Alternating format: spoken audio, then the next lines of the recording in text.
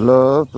সুপ্রিয় দর্শক, আপনারা তো খেজুর গাছ সবাই চিনেন, খেজুর গাছ অনেকেই দেখছেন, কিন্তু খেজুর গাছ সম্বন্ধে আপনাদের অনেকেই ধারণা নাই। তা আমি একটা জিনিস দেখাই কি আপনাদের, এটা খেজুর গাছের ভিতরে পুরুষ গাছ আছে, মহিলা গাছ আছে। এটা হলো আপনার পুরুষ গাছ। এটা হচ্ছে পুরুষ গাছ। এই গাছে খেজুর হয় না, কিন্তু ফুল হয়। এই গাছের ফুল কাইটে নেয়। এই যে দেখেন হিন্দু কতটি ফুল বাইরেছে, এই যে ফুল আমি আপনাদের দেখাই। এই দেখেন, এই যে ফুল, এই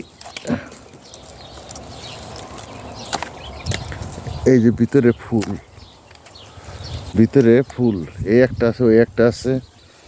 তারপরে